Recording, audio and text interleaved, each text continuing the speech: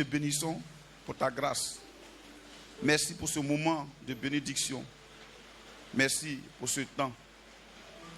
Nous te sommes reconnaissants parce que hier tu as glorifié ton nom. Nous te bénissons pour ta parole qui a été prêchée. Nous disons Amen à tes paroles. La Bible dit le fait de croire aux paroles de ceux que Dieu a envoyés. C'est cela, Seigneur, notre voie, la foi. Nous voulons accepter cette parole selon laquelle c'est un couple de miracles. Et nous croyons que, Seigneur, le miracle qui les touche, touchera davantage de personnes au nom de Jésus. Et que ce matin, tu nous conduises pour que, Père, les flots de ta parole coulent en notre esprit. Au nom de Jésus. Amen.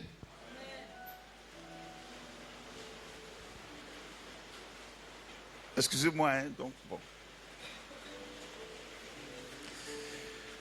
On avait parlé la dernière fois de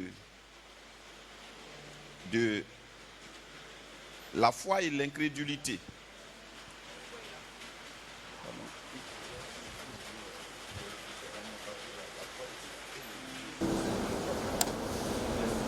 Amen. On avait parlé de la foi et de l'incrédulité. On avait dit que Jésus a dit à ses disciples, c'est pourquoi vous n'avez pas pu faire ces choses-là, c'est à cause de votre incrédulité. Amen. Alors donc, on a dit aussi que la foi souvent marche main dans la main avec l'incrédulité. On avait défini l'incrédulité. On a dit l'incrédulité, c'est un ensemble de choses qui entourent la promesse de Dieu, d'accord, qui peut s'opposer à la promesse, mais qui empêche l'homme ou bien le chrétien de réaliser ce que Dieu a dit. L'incrédulité, c'est cet ensemble d'éléments qui est autour. On a pris l'exemple de Pierre, à qui Jésus avait dit, viens, marche sur l'eau, viens vers moi. Il marchait, et à un moment donné, la Bible dit, le vent était fort, merci. Le vent était fort, amen. Et à cause de ce que le vent était fort, il a regardé au vent, mais le vent n'est pas devenu fort quand il a commencé à marcher. Le vent était déjà fort, il a regardé au vent, et tout d'un coup, il a commencé à s'enfoncer. Alors, l'incrédulité, c'est considérer tout ce que Dieu n'a pas dit dans sa promesse, et qui existe et pivote autour de la promesse. Tout comme quand Dieu a dit aux enfants d'Israël, vous allez aller posséder Canaan, il ne leur a pas parlé des géants. Il ne leur a pas parlé des habitants de Canaan. Il leur a dit seulement, Canaan est un pays où coule le lait et le miel, c'est là-bas que je vous envoie. Donc les espions sont partis, ils ont vu qu'il y avait le lait et le miel. Mais après, ils ont commencé à douter à cause de ce qu'ils ont vu d'autres. De même aujourd'hui, la promesse de Dieu est vraie pour nous. Mais quelquefois, à côté de la promesse de Dieu, pivotent d'autres choses contraires des obstacles à la promesse de Dieu. Quand nous les considérons, alors nous devenons incrédules. Donc, le problème des chrétiens, ce n'est pas parce qu'ils n'ont pas la foi. Pourquoi? Parce que la foi est un don. La foi ne vient pas de nous. La foi n'est pas un exercice mental que tu peux faire pour acquérir les promesses de Dieu. La foi t'a été donnée à la nouvelle naissance. Au moment où tu as reçu Jésus, quand il parle de nouvelle naissance, oubliez les histoires de parler en langue d'abord. Je ne parle pas de ça. Quand il parle de nouvelle naissance, c'est la puissance de Dieu qui t'a attiré et tu l'as accepté, tu as reçu Jésus. Alléluia. Le jour où tu as reçu Jésus, la Bible dit, il y a un phénomène qui s'est passé dans le ciel. Tu es devenu quoi? Une nouvelle créature. Tu es devenu enfant de Dieu. Tu as été engendré par quoi? Par le Saint-Esprit et par la parole de Dieu. À cause de la parole que tu as entendue, tu es devenu une nouvelle créature. Alléluia. Donc, la foi est un don. C'est un cadeau de Dieu qui est en toi. Tout ton cœur, il faut dire la foi est là. Alors, donc, la foi étant un don, elle ne grandit pas. Elle ne diminuera pas. Elle ne grandira pas.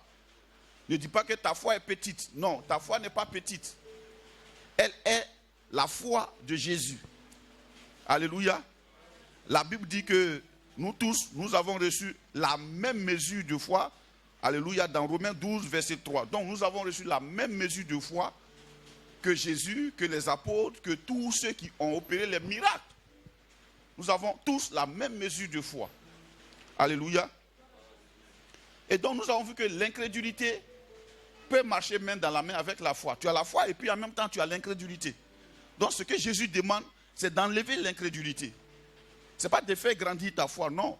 C'est d'enlever l'incrédulité. Puisque la foi là ne peut pas grandir, c'est lui qui te l'a donné. Ce n'est pas un exercice humain que tu peux faire grandir ta foi. Alléluia. Donc souvent les gens cherchent à réfléchir, jeûner pour que leur foi grandisse. Ce n'est pas là la question. La question c'est enlever l'incrédulité. Bon, comment est-ce qu'on enlève l'incrédulité? Comment faire disparaître l'incrédulité? C'est ce qu'on va voir aujourd'hui. Comment faire disparaître l'incrédulité? On avait dit la dernière fois qu'il fallait être pauvre en esprit. Matthieu 5, verset 3, c'est un rappel. La Bible dit, heureux les pauvres en esprit, car le royaume des cieux est à eux. Heureux les pauvres en esprit, car le royaume des cieux est à eux. Vous savez, quand tu es trop riche en esprit, c'est-à-dire quelqu'un qui s'imagine tellement de choses. Par exemple, oh, les sorciers sont en train de m'attaquer. Tu es assis depuis toi seul. Il n'y a personne. La ville est dehors, la ville est bien, tout est calme, on ne tire pas en ville. Tu peux aller au supermarché, mais quand même tu prends le temps pour t'asseoir pour dire les gens sont en train de t'attaquer. Donc tu es riche en esprit, mais riche en beaucoup de choses. Il y a des pensées comme ça. Souvent même tu n'es pas malade. Mais tellement tu as peur, tu es tellement riche en esprit que tu imagines des maladies et qui commencent à faire... Et quand le médecin met, lui ça sonne maintenant, il voit, ah, mais tu as telle maladie, ouh là là. Et puis tu commences à croire. Non pas en Jésus, mais tu commences à croire à la maladie. Donc, il faut être pauvre en esprit. Il y a une pauvreté qui est intéressante. J'aime cette pauvreté-là. Il faut être pauvre en esprit. La Bible dit, heureux les pauvres en esprit. Car quoi? Le royaume des cieux est à eux. Imagine si tu possèdes le royaume des cieux. Ce matin, c'est ma chemise, je l'ai portée. Je peux la porter quand je veux. C'est-à-dire, tu peux user du royaume de Dieu quand tu veux. Quand tu es pauvre en esprit, tu deviens propriétaire du royaume des cieux. Ce qui se passe dans ta vie ne dépend plus de Jésus, ça dépend de toi. Si tu veux changer les circonstances, tu les changeras. Si tu veux changer l'atmosphère, tu la changeras. Si tu veux être heureux, tu seras heureux. Si tu veux être malheureux, tu seras malheureux. Alléluia. Si tu veux être riche, tu seras riche. Le royaume des cieux est à eux. Heureux les pauvres en esprit. Alléluia. Gloire à Jésus. C'est pourquoi, tu vois, la vie que nous menons, quelquefois nous avons une grande responsabilité de portion que nous avons choisi. Il y en a qui ont choisi d'être toujours amers, d'autres ont choisi d'être heureux, d'autres ont choisi d'être toujours dans la joie, d'autres ont choisi de grandir, d'autres ont choisi matin de chanter. Alléluia. Heureux les pauvres en esprit. Donc, le premier point, c'est être pauvre en esprit. Alors, le deuxième point, nous allons le voir, c'est ce qui va nous intéresser aujourd'hui, c'est de ça seulement on va parler. Romains 4, verset 16 à 22. On a commencé. I'm what God says I am. I'm what God says I am. I am a winner and not a loser. I'm what God says I am. I am. Romains 4, verset 16 à 22. Yeah. I'm what God says I am. I am a winner and not a loser. I'm what God says I am. I am. I'm what God says I am. I'm what God says I am. I am the winner and not the loser. I'm what God says I am.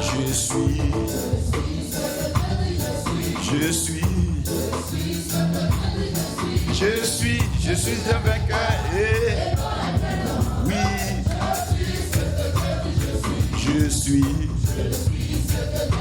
Je le proclame. Ce matin je parle. Et oui, je suis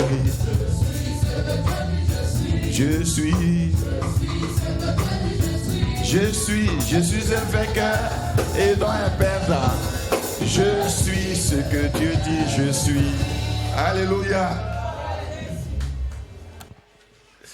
Alors, Romains 4, verset 16. Oui. C'est pourquoi les héritiers le sont par la foi. Les héritiers de Dieu le sont par la foi. Pour que ce soit par grâce. Pour que ce soit par grâce. Afin que la promesse soit assurée. Afin que la promesse soit assurée. À toute la postérité. À toute la postérité.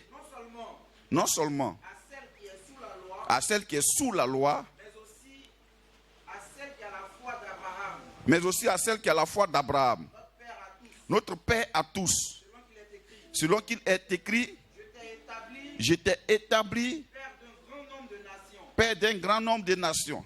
Il est notre Père devant celui auquel il a cru, Il est notre Père devant celui auquel il a cru, Dieu, Dieu, qui donne la vie aux morts, qui donne la vie aux morts qui appelle les choses et qui appelle les choses point qui ne sont point comme si elles étaient. comme si elles étaient. Alléluia. On continue. Espérons contre toute espérance, Espérant contre toute espérance, il crut, il crut, en sorte qu'il devint en sorte qu'il devint Père d'un grand nombre de nations, Père d'un grand nombre de nations, selon ce qui lui avait été dit. selon ce qui lui avait été dit. Telle sera ta postérité. Telle sera ta postérité. Et sans faiblir dans la foi, Et sans faiblir dans la foi, il ne considéra point il ne considéra point que son corps que son corps était déjà usé, était déjà usé, puisqu'il avait près de 100 ans, puisqu'il avait près de 100 ans, et que Sarah n'était plus en état d'avoir des enfants. et que Sarah n'était plus en état d'avoir des enfants. Il ne douta point, Il ne douta point, par incrédulité, par incrédulité, au sujet de la promesse de au, Dieu, au sujet de la promesse de Dieu. mais il fut fortifié par la foi, Mais il fut fortifié par la foi, donnant gloire à Dieu, donnant gloire à Dieu et ayant la pleine conviction et ayant la pleine conviction que ce qu'il promet, de ce qu'il promet, il peut aussi l'accomplir. il peut aussi l'accomplir. On va reprendre le verset 21. Et ayant la pleine conviction que ce qu'il promet, il peut aussi l'accomplir. Oui, C'est pourquoi c'est pourquoi cela lui fut imputé à justice. cela lui fut imputé à justice. Alléluia. Comment faire disparaître l'incrédulité? On va relire le verset 17. Il y a deux éléments dedans dont on va parler ce matin. J'étais établi père d'un grand nombre de nations. Tu vas répéter après moi, j'étais établi père d'un grand nombre de nations. Ça, c'est Dieu qui parle à un homme qui n'a pas eu d'enfant avec sa femme et qui a dépassé l'âge qu'il fallait pour enfanter. Sarah avait vraiment, elle était déjà atteinte par la ménopause. Mais Dieu lui avait parlé avant cela que j'étais établi quoi? Père d'une quoi? D'un grand nombre de nations. Ça veut dire que des enfants que tu vas accoucher vont devenir des grandes nations. Ça, c'est ce que Dieu a dit. Ok. On continue? Verset 17. Il est notre Père. On parle d'Abraham. Il est notre Père devant celui auquel il a cru. On parle toujours d'Abraham, qui est notre Père devant celui auquel il a cru. On va voir devant celui auquel il a cru. Dieu qui donne la vie aux morts et qui appelle les choses qui ne sont point comme si elles étaient. Premièrement, il faut savoir qui est ton Dieu. Il faut connaître qui est ton Dieu. Alors, on va essayer de regarder notre père Abraham. Comment est-ce qu'il définissait Dieu? Comment est-ce qu'il voyait Dieu? Qui était Dieu? Qui est Dieu pour Abraham? Il dit quoi? Il dit, devant celui auquel il a cru, Dieu, virgule. Qui fait quoi? Qui? Non, lis ça comme une définition que tu donnes de Dieu. Qui fait quoi? Qui donne la vie aux morts. Dieu qui donne quoi? La vie aux morts. C'est la définition de Dieu. Pas Dieu qui a un bâton en main pour tuer tous les gens bizarres. Non. Dieu qui donne quoi? La vie aux morts. Dieu qui donne la vie aux morts.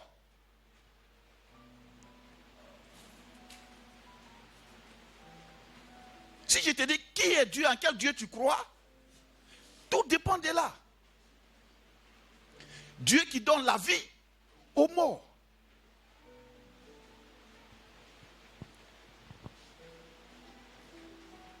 Qui est Dieu pour Abraham? Celui qui donne la vie aux morts. Dès qu'on entend mort, On dit Dieu. Dieu qui donne la vie aux morts. Pour Abraham, Dieu est celui qui donne la vie aux morts. C'est la première définition. Dieu qui donne la vie aux morts. C'est pourquoi je te dis, il faut savoir en quel Dieu tu crois. Vous savez, il y a tellement de définitions de Dieu. Oui, si on voulait regarder les définitions, il y a longtemps, la Côte d'Ivoire a pris feu. Il y a des années, on dit non, vraiment, Dieu est fâché, il va détruire le pays. Quelqu'un, il s'est réveillé un matin, il a mangé, il est rassasié, il dit ce qu'il veut.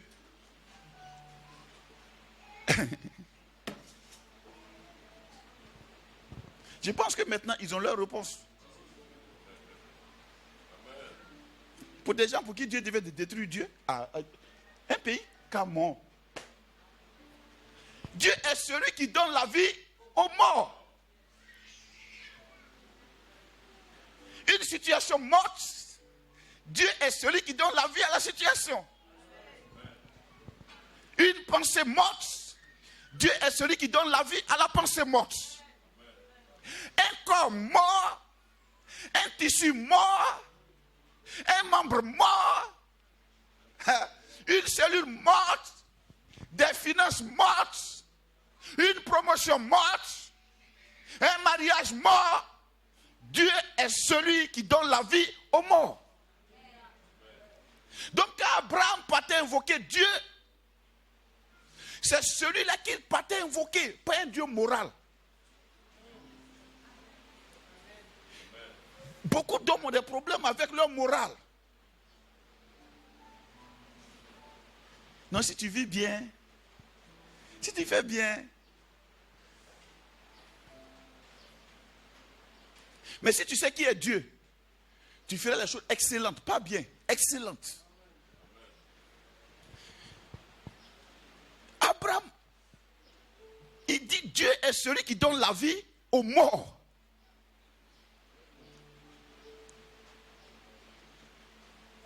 Celui à qui Abraham a cru là, il dit c'est celui qui donne la vie aux morts. Abraham n'avait pas encore connu de mort dans sa famille. Il n'avait pas d'enfant. D'où lui est venue l'idée que Dieu donne la vie aux morts.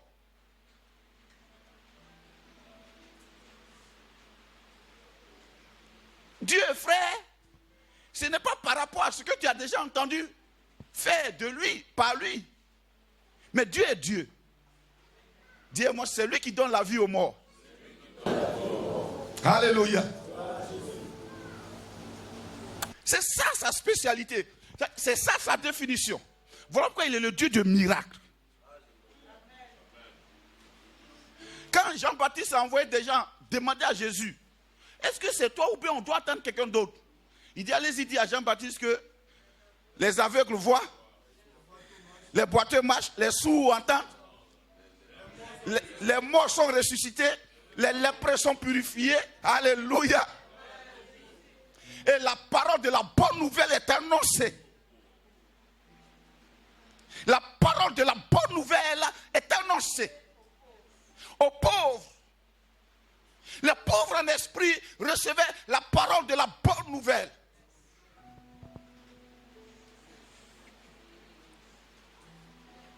Jésus lui-même, pour se définir, dit à Jean-Baptiste, voilà ce que je suis. Tu veux savoir si c'est moi? C'est ça qui me définit. Dieu qui donne la vie aux morts. Une relation morte, Dieu la ressuscite. Même quand la confiance est déchirée, déchiquetée, Dieu a encore la force de pouvoir restaurer les relations. Quand la confiance est brisée, Dieu restaure. Il donne la vie aux morts. Alléluia. Deuxième élément, c'est quoi il te dit? Il faut savoir qui est ton Dieu. Si tu ne sais pas qui est Dieu, les gens définiront un Dieu pour toi. Deuxième élément, il dit quoi encore? Il appelle quoi? Les choses qui n'existent pas, point, comme si elles existaient. Voilà les deux définitions de Dieu.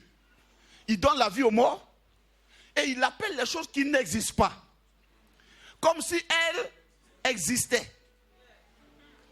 Si toi et moi nous sommes enfants de Dieu, nous avons reçu l'héritage de Dieu, l'ADN de Dieu. C'est Dieu nous dit, nous donnons la vie aux morts. Nous avons dans notre bouche la parole qui donne la vie aux morts. Ça veut dire qu'une fois qu'il y a la mort quelque part, il te faut toi. Et il dit quoi? Il appelle les choses qui ne sont point, qui n'existent, comme si elles existaient. Alors comment Dieu parle?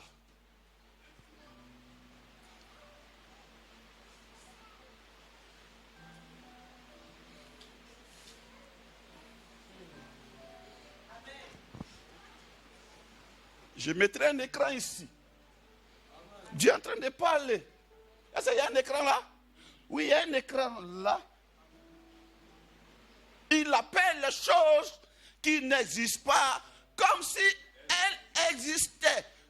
Un écran ici. Je parle comme mon père. Alors, si tu es enfant de Dieu, imagine, parle à ta maison. Parle à ta maison. Appelle les choses qui ne sont point, qui n'existent point, comme si elles existaient. Le gros problème, les gens ne parlent pas. Ils subissent. Ne sois pas une victime. Tu es le vainqueur de Dieu. Alors, quelquefois, quand un être comme ça à côté de toi, et puis il parle, qu'est-ce qui sort de ta bouche très souvent? De la bouche des gens qui ne sont pas comme lui. Il dit, aïe, il gît. Il gît.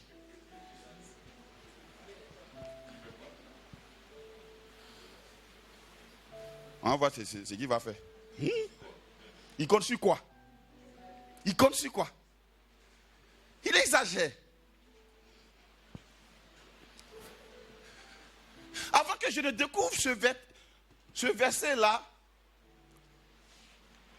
quand je suis devenu enfant de Dieu, je parle comme mon père.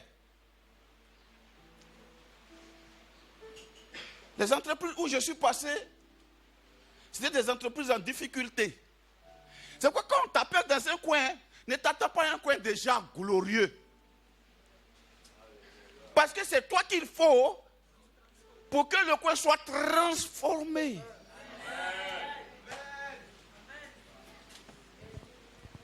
J'arrive là-bas, quelque part là. Ils ont 3 mois d'arrêt de salaire. J'ai dit, bon, qu'est-ce qu'on va solder vos salaires? Je viens d'arriver. Et puis après ça, bon, ici, la secrétaire vient. Directeur, on va mettre un split ici. Je parle et il y en a qui tirent leur bouche de derrière. Quand on est nouveau, c'est comme ça on parle. C'est toujours quand on est nouveau, le zèle là. C'est comme on va mettre un split ici. Et puis bon, voilà. Et puis, on va enlever tous les vieux climatiseurs qui sont ici là. On n'avait qu'un seul climatiseur dans un seul bureau. Tous les autres bureaux ne sont pas.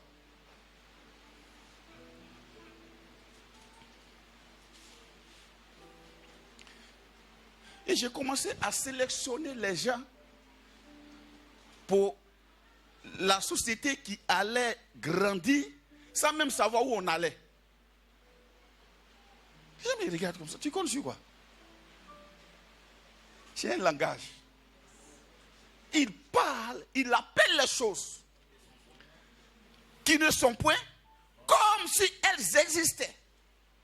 Donc Dieu est un dessinateur. Il dessine une situation et il l'appelle. Il conçoit une situation et il l'appelle. Dis avec moi Dieu. Imagine la bouche d'un tel gars ne peut pas limiter les choses. Il appelle les choses qui ne sont point, comme si elles étaient. Je me demande où Dieu avait déjà vu les plantes. Quand il a créé le ciel et la terre n'existait pas, donc il n'y avait pas de plantes. Lui, il a dessiné la terre. Il dit, bon, elle va tourner comme ça, puis elle va tourner autour du soleil. Et puis après, il dit, bon, il n'a qu'à avoir des arbres. Et il appelle les arbres et ils viennent. Il dit, bon, il faut qu'il y ait la lumière là-bas. Parce que là où Dieu était, c'est là-bas ce qui est éclairé. Parce que c'est lui la lumière. Il dit, bon, on va appeler la lumière. Que la lumière soit, boum, elle est venue. Après, il dit, bon, qu'il y ait une séparation entre la lumière et puis les ténèbres. Boum. Et après, il dit, on va appeler les ténèbres la nuit. Et lui, la fin de créer, puis il cherche non. Dis-moi Dieu. Or, ce que les gens se souviennent d'eux, ils se souviennent toujours de ce qui a dit un nom. Ce qui va t'arriver là, c'est ce qui n'a pas de nom. Ce qui va t'arriver de bon, c'est ce qui n'a pas de nom. Voilà pourquoi dans 1 Corinthiens 2, la Bible dit, ce sont des choses que l'œil n'a jamais vues, que l'oreille n'a jamais entendues, qui ne sont même pas montées au cœur de l'homme. Ce sont des choses que Dieu a préparées pour ceux qui l'aiment. Il les a préparées. Il les a conservées, gardées, soigneusement, pour ne même pas que ça passe à l'oreille de quelqu'un. Voilà pourquoi quand on te donne les prophéties bizarres, il faut bénir Dieu. Parce qu'en fait, il ne peut pas voir ta destinée. Il est habitué à voir les ténèbres. Donc quand il parle de la mort, quand il parle de la maladie, quand il parle de ces choses-là, béni Dieu passe. Parce que Dieu lui a caché les choses. Alléluia.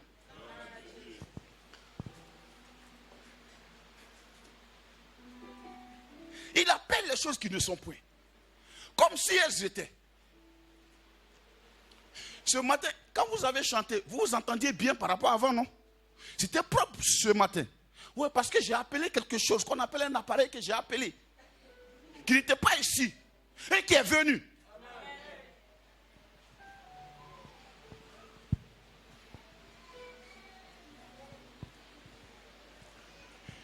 Ne te limite pas dans les choses. Crée, appelle. Crée, appelle. Quelquefois, je vois des gens qui donnent des nouvelles. Là-bas, il y a les sorciers là-bas. Sorciers. Sorciers. Je n'ai jamais vu ici, on parle de sorcier qui a tué un chrétien. Jamais. Never. Parce que nous sommes devenus des gens qui appellent des choses qui ne sont point, comme si elles étaient. Imagine si un gars comme ça, tu as eu l'héritage de ton père comme ça. Bon, je ne vais pas parler de ça. Imagine quelqu'un quand tu es provoqué. C'est dangereux. Il faut dire je suis dangereux. Il faut dire ça plus fort, je suis dangereux. Il appelle les choses qui ne sont point, comme si elles étaient. C'est-à-dire, lui, quand il est en train de parler à un vide, tu as l'impression que ce dont il est en train de parler est là. En fait, c'est de ça qu'il parle. Ça ne veut pas dire que la chose n'a pas été déjà fabriquée. Et quand lui, il est en train de parler de quelque chose, tu as l'impression que la chose est là. Pourtant, elle n'est pas là. Il dit comme si elles étaient.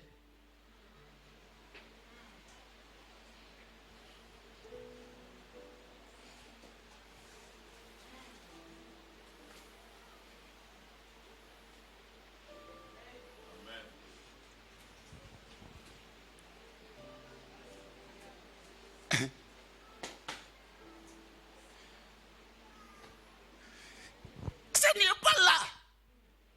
Et il appelle ça comme si c'était là. Ce matin, ta guérison n'est pas là. Mais je l'appelle comme si elle était là. Tu es guéri au nom de Jésus.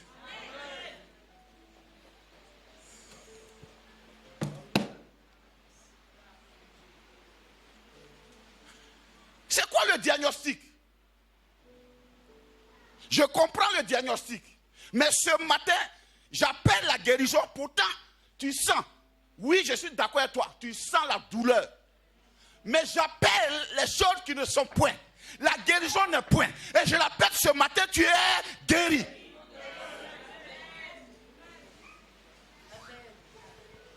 On ne t'a pas appelé pour aller travailler. Mais je t'ai dit, ce matin, tu travailles.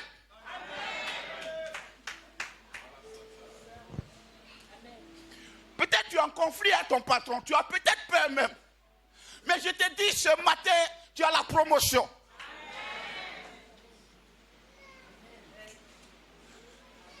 Peut-être il n'y a personne qui te drague. Mais je te dis, ce matin, tu es marié. Amen. Alléluia. Il appelle les choses qui ne sont point, comme si elles existaient.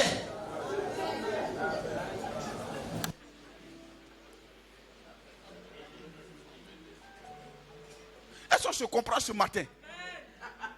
Quelqu'un me comprend ce matin? Tu sais pourquoi il y a beaucoup de frustrés chrétiens? À cause de l'ignorance. C'est des autres qui leur donnent les informations. C'est comme tu es chez ton papa, et puis quelqu'un vient te donner l'information sur ton propre père. Et tu ne sais pas qui est ton papa? Peut-être que ton papa même, il détient vraiment des puits de pétrole quelque part. Tu ne sais pas. Et puis c'est quelqu'un qui vient te dire, oh, ton papa c'est un salaud. Il est méchant, viens là. Et tu crois à ça? Et tu es assis là. Hier là. Quand j'ai passé là, je me suis énervé un peu. Ça là, Dieu va me tuer. Bon. Seigneur, pardonne-moi, je t'en prie, pardonne-moi, j'ai péché, pardonne-moi. Jusqu'à quand tu seras à genoux comme ça, pardonne-moi.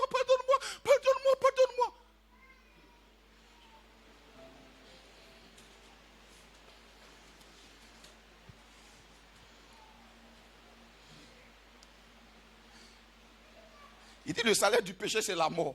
Mais avant même que la mort ne naisse, lui sa spécialité, il donne la vie aux morts.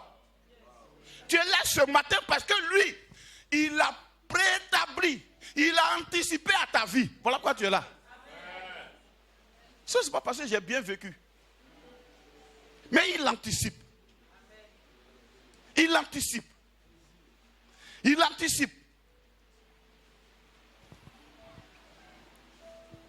Ma langue était morte. Quelqu'un qui commence à parler, il commence, et puis c'est bizarre dans sa bouche. Je n'ai pas envie d'imiter ça. Je ne souhaite pas ça à quelqu'un. Un bec. Mais la Bible dit, il donne la vie aux morts. Et il appelle les choses qui ne sont point. Il n'a pas dit qu'ils ne sont pas, qui ne sont point. Comme si elles étaient.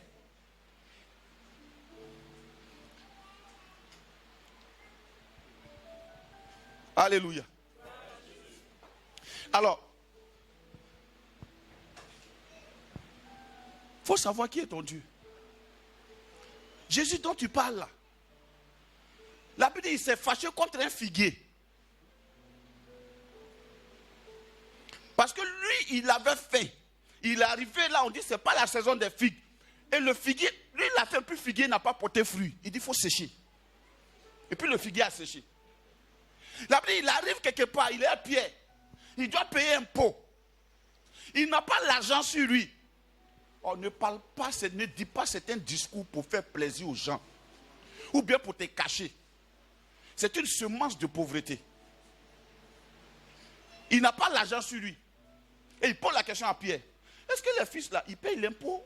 Ou bien c'est les autres, c'est les sujets? Pierre dit non, mais les fils sont exempts de l'impôt. Il dit bon, donc c'est les sujets qui payent l'impôt. Il dit donc normalement nous, on est exempts. Il dit oui. Il dit bon, pour ne pas les scandaliser, prends ta ligne. Regarde, il y a des miracles qu'il va faire dans ta vie pour ne pas scandaliser d'autres personnes. En fait, il y a des choses qu'il fait, non? À cause de ce que les gens t'ont vu aller à l'église tous les jours, lui il fait ça. Pour juste, lui il dit que il est là. C'est ce qui va se passer. Il dit pour ne pas les scandaliser, prends ta ligne. Le premier poisson que tu vas prendre, regarde dans sa mâchoire, il y a l'argent. Regarde dans sa mâchoire, il y a l'argent. Tu prends, tu payes pour toi et tu payes pour moi. Il n'a pas carte bancaire sur lui, il n'a pas l'argent sur lui. Mais Jésus n'a pas dit il n'a pas l'argent. Pierre, vraiment, comment on fait? Bon, essayons de voir qui... Non! Celui qui appelle les choses qui ne sont point. Comme si elles étaient, il y a un langage qui ne parle pas. Mes enfants, je vous dis, ne parlez jamais certains langages pour faire plaisir aux gens. Tu sais, quelquefois, il y a des gens qui arrivent, ceux qui travaillent dans la fonction publique, on voit ça beaucoup. Ou bien dans les entreprises. Ils arrivent et puis, ils veulent se moquer de toi en cette façon-là. Le boss, il ne faut pas dire non, non. I am the boss.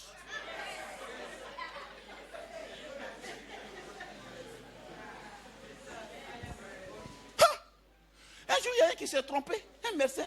Il me trouve là. Parce qu'en fait, ils étaient en train de parler entre eux. Les gens parlent. Non, mais lui là même, il aime trop. Monsieur le directeur, monsieur le directeur. Et puis il arrive le matin, il me trouve. Il dit, grand chef.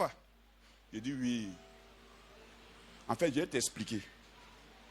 On ne devient pas chef, on est chef. Moi, je suis né chef. Même sans ton titre de directeur d'ici, quand tu as me voir là, tu as dit bonjour monsieur. Il a fermé sa bouche pas. Tu as fait quoi? Tu veux m'intimider pour que je te ressemble. Je ne te ressemble pas, monsieur. J'appartiens à celui qui appelle les choses qui ne sont point. Comme si elles étaient. Si on te dit, ah, c'est vous qui avez tout l'argent du pays, il ne faut même pas dire amen. Tu dis, tu as dit vrai. Tu as quel problème? Je vais t'aider. Makata brosi kata bayanda basekete. Qu'est-ce qu'il a vu? Qu'est-ce qu'il a poussé? Et puis il a dit ça. Oh, la Bible dit quoi? C'est poussé par l'esprit que des hommes ont parlé. Il ne faut pas dire non. C'est-à-dire que moi, vraiment, il ne faut pas dire ça. C'est poussé par l'esprit. Souvent, il y en a ils aiment tellement le sentiment. Ils aiment tellement les émotions et les pleurs. Quand ils les voient,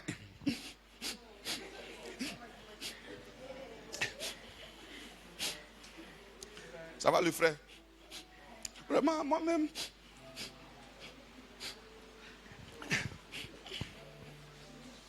C'est pour ça que je parle toujours à mes filles. Il dit quand vous marchez là, marchez comme ça. On a qu'à dire, c'est la fille de qui même? Il ne faut pas marcher, tu es là. On ne sait pas si tu es dans le milieu, on ne sait pas vraiment.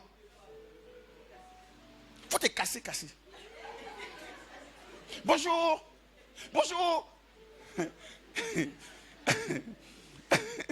Souvent, mais quand tu salues, même on demande, c'est qui? Elle vient d'arriver. Tu ne viens pas d'arriver. Mais en fait, tu es la fille de ton père.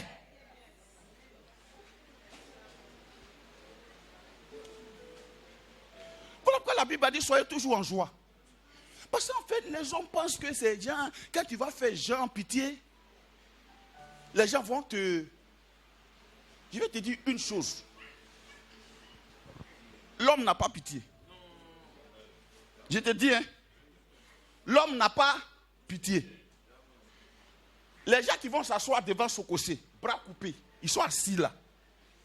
C'est là toutes les grosses voitures d'Abidjan passent. Mais si vous voulez l'aider, ouvrez une boutique, vous allez le mettre dedans, il passe là, et il le voit vraiment, il fait pitié. Il faut donner 100 000, il donne 500.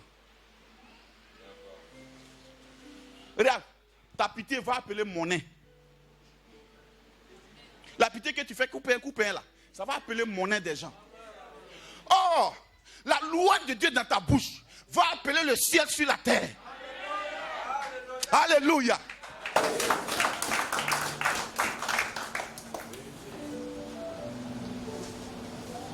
C'est pourquoi quand tu es chrétien, je vous dis, n'ayez pas peur des dépenses. Il y en a quand ils sont à ma présence, ils tombent malades.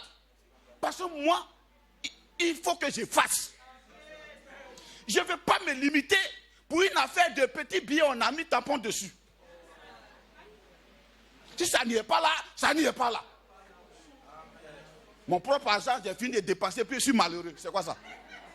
Vraiment, moi-même. C'est pourquoi moi, je n'ai pas mon compte sur Internet. Je n'ai pas me réveiller matin, puis ping, ping. Et puis on voit que hier, tu as fait une opération, tu as tiré de 200 000. Ping, ping. Tu vois, je suis conscient que j'ai tiré de 200 000, messieurs les banquiers. Mais ne me donnez pas ça matin, tôt quand ils viennent me réveiller. Vous avez quel problème? Tu penses que le diable est gawa? Tu as fait ça hier, non? C'est matin, bonnet, il t'envoie. Et ton humeur est gâtée matin avant d'aller au travail. Ah, vraiment, ça c'est en train de baisser, hein? Et quand tu arrives à l'église net, papa Michel dit, bon, on va payer ça. On ne peut pas prêcher un peu sur vraiment l'action de Dieu, non? Vraiment. Alléluia. Ne te fais pas façon pour plaire aux gens. Ou bien pour dire aux gens que tu n'as rien.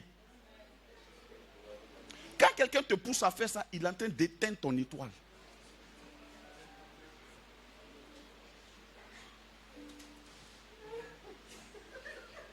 Alléluia.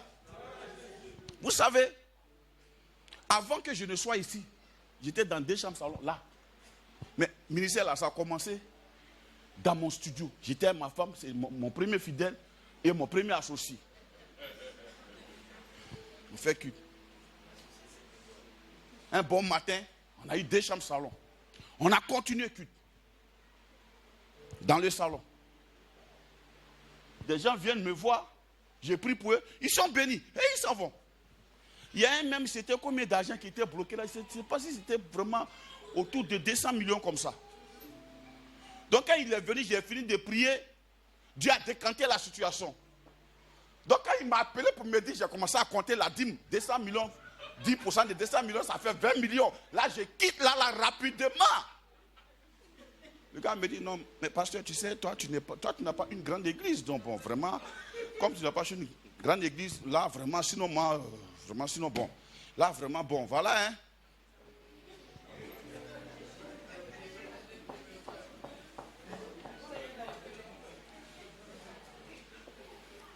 Sinon, j'allais venir, mais là, tu n'as pas une église. On ne faisait pas culte les dimanches. C'était mercredi seulement. Il dit, il ne peut pas venir payer dîme parce qu'il n'y a pas d'église les dimanches. Mais tu savais bien qu'il n'y avait pas de culte les dimanches et puis tu venais, non? Tu venais, non? Donc, quand il a fini de dire ça, tu sais, quand tu es enfant de Dieu, il y a une vibration dans ton corps et il y a des phénomènes qui te rappellent la parole de Dieu. Voilà pourquoi moi je ne peux pas être inquiet. Mais puis on commençait à vibrer, en même temps la parole a commencé. J'ai dit, ah bon d'accord. En fait, c'est l'offrande de Géasi. Il y a des offrandes qui donnent lèpre. Et j'ai commencé à danser. J'ai commencé à danser. Je venais d'échapper à la lèpre.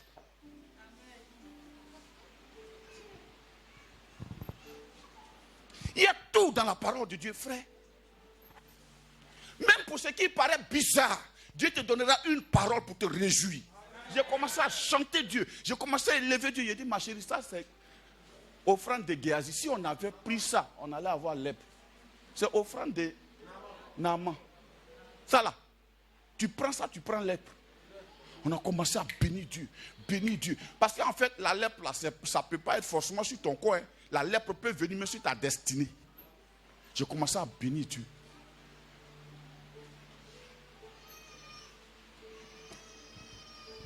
Un bon matin, il y a une autre femme qui n'enfante pas. Moi-même, j'attendais enfant. Entre mon premier fils et le deuxième, il y a 14 ans.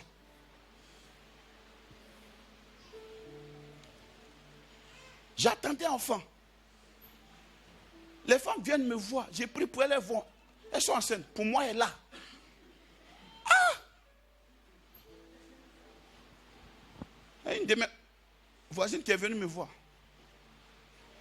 Tu sais, quand l'homme a besoin d'un miracle, il t'appelle papa. Sinon, au début, c'est pasteur. Papa, vraiment, je veux. Depuis là, il n'y a pas d'enfant. Il dit, ah, bon, d'accord. Il y a une autre même, elle est venue me voir, elle dit, depuis là, il n'y a pas d'enfant. Il dit, bon, ton mari là, en fait, ce n'est pas d'enfant dont tu as besoin. C'est ton cœur là. Ton cœur est trop gros. On va prier. Dieu va toucher le cœur là d'abord. Commençons. Il dit, non. Parce que dans 6 mois, là, vraiment, je ne sais pas si je vais toujours garder mon mari. Jésus, c'est médicament. Si tu peux supporter les effets secondaires, il va te donner. Oh. Il dit d'accord. Ma fille de prier. Elle est tombée enceinte. C'est à 9 mois. Son mari l'a abandonnée dans la maison. Elle est partie. Et il est parti.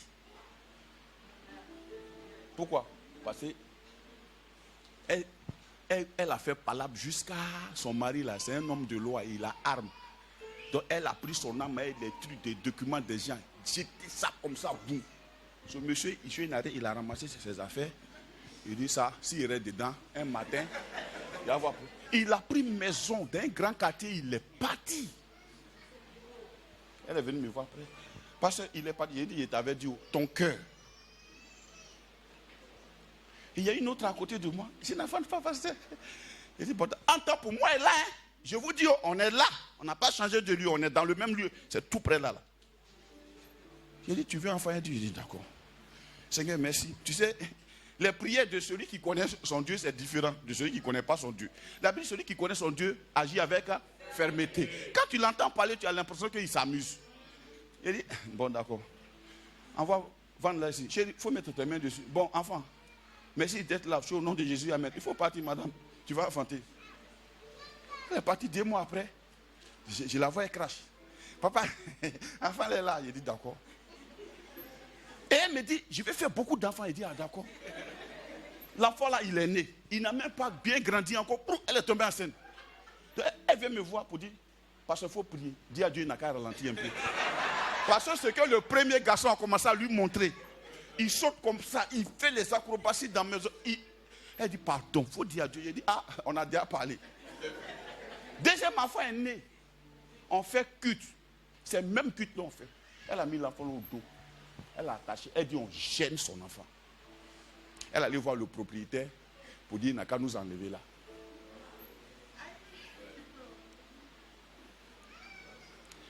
On était en mars. Quand elle a fini de parler, j'ai dit à ma femme, il est temps qu'on aille dans un bon coin pour adorer Dieu. C'est le temps qui est arrivé. Ma chérie, c'est le temps. On a commencé à bénir Dieu.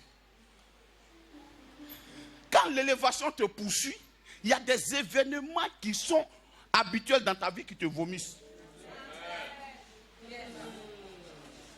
Ce qui était commun dans ta vie là, ça commence même à te chasser. Il faut partir. Quitte ici, quitte ici, quitte ici. Donc souvent quand on commence à te licencier, c'est parce qu'en fait, tu dois aller loin.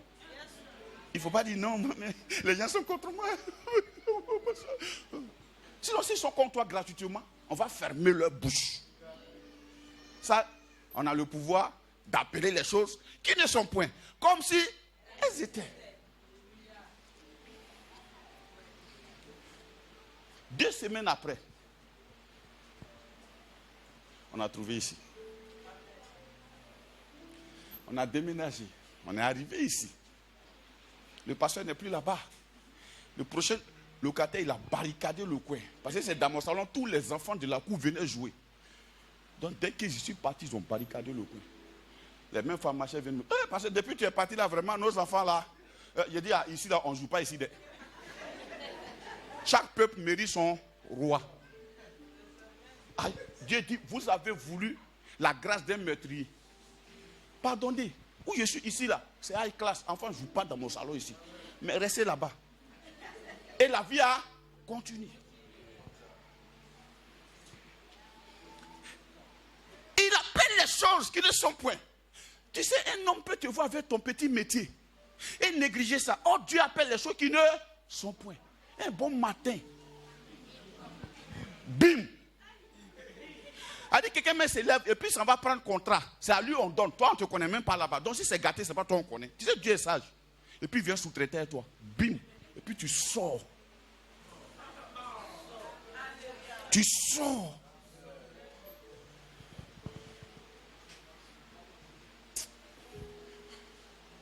Deuxième chose qu'il faut faire quand tu as fini de connaître ton Dieu comme ça.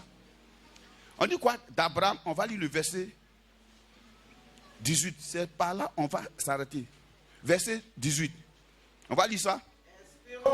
Espérant. Comme toute espérance. Ça, c'est maintenant Abraham. C'est-à-dire, il connaît son Dieu. Il sait comment Dieu est. Dieu, il est celui qui appelle les choses qui ne sont point comme si elles étaient. Il est celui-là aussi qui donne la vie aux morts. Donc, il s'approche de ce Dieu-là. Il connaît son Dieu.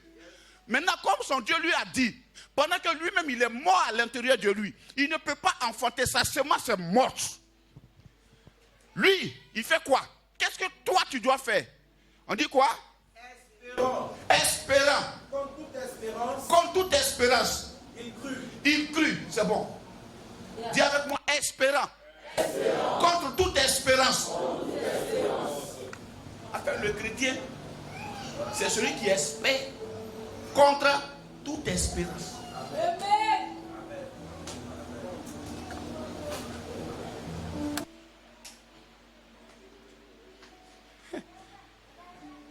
Ça veut dire quoi? Espérer contre toute espérance. Ça veut dire là où tu espères, là, il n'y a même pas de raison pour espérer. Et quand on regarde, il n'y a pas raison pour espérer. Moi, j'espère. Quand je te vois comme ça, j'espère. Même si ta situation actuelle est bizarre, moi, j'espère. Même si on ne peut rien tirer de toi aujourd'hui, j'espère de toi. Même si la situation, même ton niveau intellectuel paraît bizarre, j'espère de toi. Espérant contre toute espérance. C'est pourquoi ne maudis pas les situations. Ça peut être bizarre. La Bible dit, Abraham, quand il a regardé, on ne peut pas espérer de Sarah. J'aime la vie d'Abraham. Comment une femme qui a 90 ans, et puis je continue de croire, lui il espère contre toute espérance. C'est comme ça Dieu est. Même pour nous-mêmes, il a espéré lui-même Dieu est contre toute espérance. C'est quand on regarde notre passé, on ne pouvait pas être sauvé. Les 400 coups, les machins, les ho-ho, même tu es petit, quand tu voles viande dans sauce. Tout ça. Mais Dieu même a espéré contre toute espérance. Alléluia. Ta part, c'est d'espérer contre toute espérance. Espérer contre toute espérance, ça veut dire quoi? Attendre quelque chose là où on ne peut rien attendre. C'est pourquoi les prophètes des derniers temps, eux, ils ne peuvent pas comprendre ça. C'est quand ils te voient, tu es joli, joli maintenant, puis ils sont là. Dieu m'a dit que tu seras grand.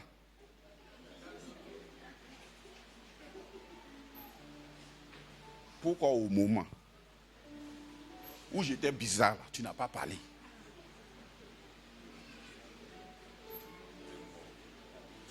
Tu sais, quand tu espères contre toute espérance, tu deviens associé même de ton espérance.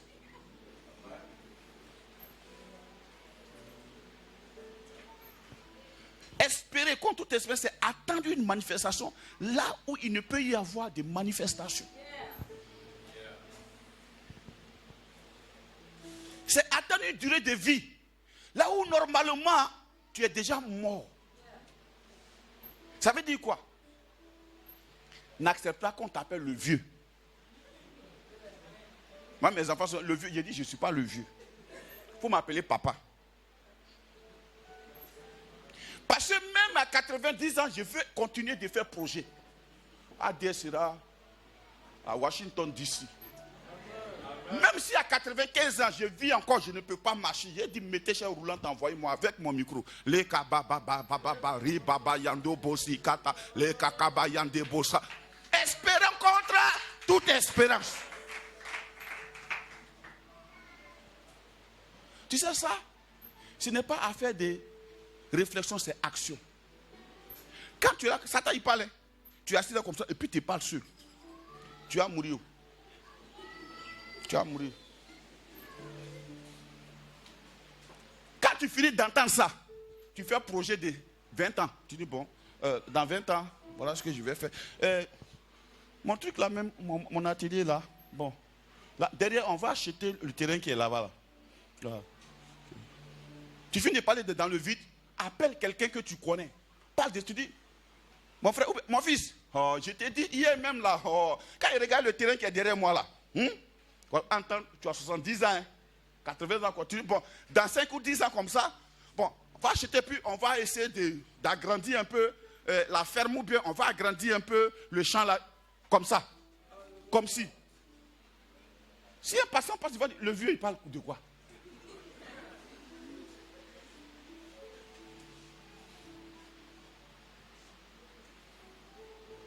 Nelson Mandela, il devient président à quel âge? Il a fait 27 ans en prison. Il a espéré contre toute espérance. Toi, tu as encore 30 ans, 40 ans, puis tu as perdu l'espérance. Mon cher, la vie, c'est rien. Garçon, il n'y a pas son bon à Abidjan. Et cette église, même, il y a son bon maintenant même. Il y a son bon. En tout cas, il y a un DS, il y a son bon. Ah oui, oui, il y a son bon. Il y en a ici. Espérant qu'on tout attendre de l'argent. Là même où on ne peut pas attendre l'argent. Oh, je n'attends pas toi, mais je ne sais pas si tu es moi ou bien tu es où. C'est-à-dire même quand tes comptes sont au rouge, et puis toi, tu attends l'argent quand même. Et ça, espérer contre toute espérance. Tu sais, quelqu'un qui espère contre toute espérance, il est dangereux. Tu viens le voir matin, il est en train de danser. Tu sais, il y en a qui disent souvent, mais certains de mes enfants pensent que j'ai tellement d'argent. Mais j'en ai. Avant qu'on ne paye le terrain, j'avais fait un fichier où j'ai mis les trucs. Donc, quand j'ai pêché une tranche, j'ai retranché. J'ai montré ça à un de mes enfants, je suis le Pougon. J'ai dit, tu vois le compte, non? Et puis voir. Ils vont 11 millions. Il sait que c'est resté dans son esprit. On a fini de payer le terrain, monsieur.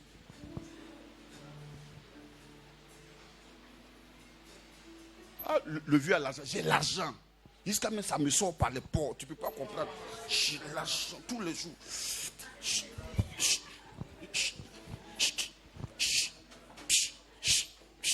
J'ai l'argent. Dis à moi, j'ai l'argent. Espère contre toute espérance. Parce qu'en réalité, frère, ce qui fait vivre tes cellules, et c'est scientifique d'ailleurs, c'est l'espérance. Quelqu'un qui n'a plus d'espérance, tu es mort en toi-même.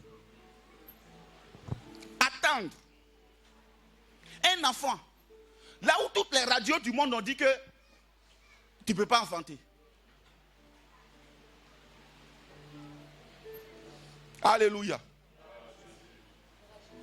Espérer contre toute espérance. Se marier. Là où normalement on ne peut pas s'attendre à un mariage. C'est ça, espérer. Ce qui va t'arriver là, c'est de ça qu'il parle là. A dit, quand tu as te marié net, on va dire. Tu dis quoi? C'est qui se marie?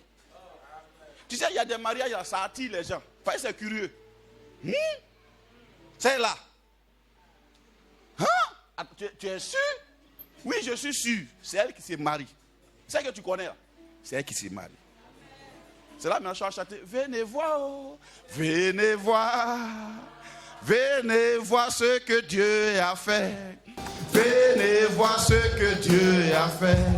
Venez voir ce que Dieu a fait. Venez voir ce que Dieu a fait. Alléluia. Ce que j'aime Abraham. On dit même après que Sarah soit partie. Moi, ça dit, ils ont eu Isaac, lui, il avait 100 ans. Et Sarah est partie après. Il ne sait pas, quand Sarah partait, Isaac était déjà un homme. Donc imagine l'âge qu'il devait avoir. Mais il a pris Ketura.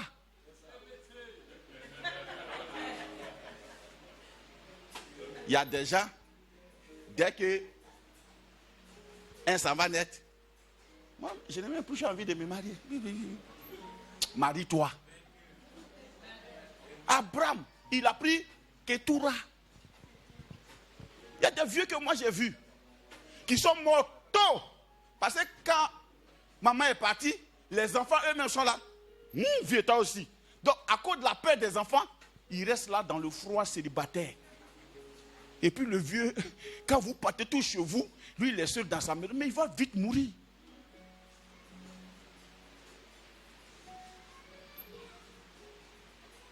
Tu me comprends bien? Tu ne me comprends pas. Si tu es un vieux, tu es là que maman est partie là. Commence à faire projet de drague. Ouais, il y a une vieille qui est comme toi qui est à côté. Commence à l'inviter un peu. Allez-y au restaurant. Ah, ou bien, aïe, un jour un monsieur est venu me voir. Je vois, c'est notre voisin à l'hôpital là-bas, là où j'étais. Je vois le même vieux là, il vient chez sa femme. Il vient, non, vraiment, je suis venu prendre mes constats. Je me sens pas. Mais, il est à la Riviera. C'est un bon quartier. Je l'ai regardé, et puis le Saint-Esprit me dit, vieux là n'est pas malade. Un temps, il a modifié sa maison. En tout cas, moi, quand je vais vieillir, je n'ai pas fait projet pour mes petits-enfants. Je continue de faire projet pour ma femme et moi. Il a fait projet pour ses petits-enfants. Donc, quand ils vont quitter en France, ils vont venir, c'est ici, ils vont dormir. Et le vieux, le soir, il prend pour prendre son journal, il est assis là, il lit. Il vient chaque jour, il vient, non, vraiment, j'ai mal ici, non, vraiment, j'ai mal ici. Je suis sorti du bureau. Il dit, ah, bonjour monsieur, ça va? Il dit, non, ça ne va pas encore. Vraiment, votre clinique, ça a bien fait de venir ici. Hein? C'est juste à côté de moi. J'ai dit, en fait, tu n'es pas malade. Il dit, comment ça? Il dit, tu as accepté que tu es vieux. Tu as arrêté, ça fait combien d'années? Il dit, bon, 4 ans comme ça. Il dit, tu vois, tu as accepté que tu es vieux. Et comme les petits-enfants t'appellent Pépé, Pépé, quand tu es le matin, Pépé, Pépé, Pépé. Ils sont dans ton salon, ils sont dans ton ciel, ils sont dans ta chambre, ils sont dans ton truc. Tu ne fais plus bisous à mémé. Prends ta chérie qui est là. Voyager un peu. C'est quand on a la retraite, on doit découvrir les bonnes choses. Parce que là, on a le temps. Tu es assis dans la même maison, tu sors, tu lis journal. Tu vas faire quoi avec le journal bleu là? Ça te donne du soukassi. Hein? Il dit, mon fils, on dirait que tu as raison. Hein? Tu as raison. Et sa femme à côté. Elle dit, ah, moi je lui parle. Je dis, ah, faut faire ce que là. Et ils se sont levés, ils ont voyagé. 2 semaines, 1 mois après, je vois le même vieux, il vient. Oh, vraiment, monsieur le DG, vraiment, tu avais raison. Je vois, il est Dieu comme ça. Il dit, ah, voilà. Espérer, ça donne la santé. Espérer, ça donne la vie. Espérer. Abraham a espéré contre toute espérance. Ne tue pas l'espérance sous prétexte que tu calcules. Même si tu ne donnes pas l'argent à ta femme, commence à lui parler de projets pour créer l'espérance en elle un peu. Tu ne donnes pas l'argent et puis on ne sait pas vraiment où on va. Moi, quand il me réveille le matin, ma chérie, vraiment, quand on va finir à des temps là, tu vois, on va commencer à se déplacer dans les bonnes cartes. Ça lui donne espoir. Et on espère. Toi, tu ne fais pas, il n'y a pas de projet, tu ne donnes pas l'argent. Tous les jours, elle est dans la cuisine, elle ne sait pas où on va, elle sort de la cuisine, et puis le photo, elle te donne, tu es assis, tu es en train de, quand tu viens de lire le journal, tu t'en vas chercher derrière tes amis. Et vous causez jusqu'à tu viens, tu rentres, tu dors. Et des fois, quand tu dors, on dit, le vieux salaud là, il ne sait pas vraiment où il m'amène. Alléluia. Espère contre toute espérance. Arriver à la maison, commence à contaminer ta maison avec l'espérance. Commence à contaminer ta chambre avec l'espérance. C'est pourquoi les femmes, écoutez-moi, n'acceptez jamais de vieillir. Depuis que vous venez ici, vous avez déjà vu ma femme en paille, 3 pailles comme ça? Non, never. Je dis, ma chérie, j'aime pas les pailles. Quand je te connaissais, tu n'étais pas dans paille. Donc je ne veux pas voir paille. Jusqu'à ce qu'on parte là. Pas de paille. Parce que paille, ça fait un peu. On s'en va au funérailles façon. Puis on met un morceau ici façon là. C'est quoi ça? Espère contre toute espérance. Est-ce qu'on se comprend ce matin? Amen. Donc je pense que si tu as compris, on va s'arrêter là. Amen. On va s'arrêter là.